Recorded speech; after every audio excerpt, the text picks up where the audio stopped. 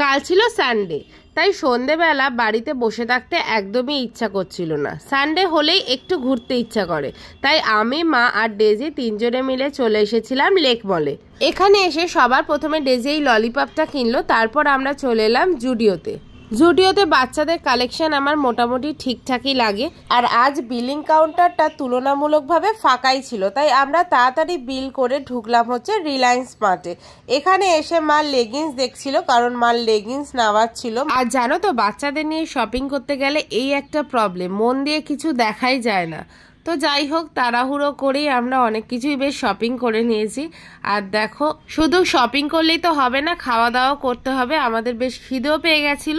তারপর আমরা এখান থেকে ডিরেক্ট চলে গেলাম ফুড কোর্টে। অনেক হাঁটাহাঁটি করে আমাদের পা ব্যথা হয়ে গেছিল, তাই ফুড কোর্টে খাবার সাথে সাথে একটু রেস্টও নিয়ে নিলাম। আমরা অর্ডার করেছিলাম চকলেট পেস্ট্রি আর বাটারস্কচ পেস্ট্রি, আর অর্ডার করেছিলাম চিকেন পাই আর chicken spring roll. Chicken spring রোলটা খেতে স্পেশালি দারুণ ছিল। তারপর খাওয়া দাওয়া শেষ করে আমরা নিচে চলে এলাম। আর ডেজিকে লেক মলে নিয়ে এলে গাড়ি চড়াতেই হয়, তাই গাড়ির এখানে প্রচণ্ডই ভিড় ছিল। তো টিকিট কেটে আমরা সেটারই ওয়েট করছিলাম কখন ফাঁকা হবে। তারপর ফাইনালি চান্স পেল ডেজি গাড়িতে ওঠার, আর ডেজি তো খুবই হ্যাপি। আগে এই গাড়িগুলো 2 রাউন্ড চড়তে নিত 50 টাকা, আর এখন 4 রাউন্ড চড়ায় 100 টাকা। তো ডেজির 4 রাউন্ড কমপ্লিট হয়ে গেছে, আর ডেজি তো গাড়ি থেকে নামতেই চাইছিল না।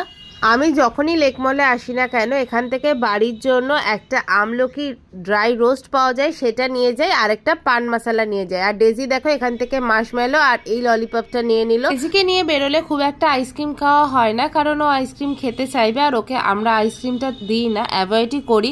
কিন্তু আজকে অনেক করে ডেজি আবদার করলো, তাই ডেজির সাথে সাথে আমরাও আইসক্রিম খেয়ে নিলাম। আইসক্রিমটা খেতে কিন্তু দুর্দান্ত ছিল।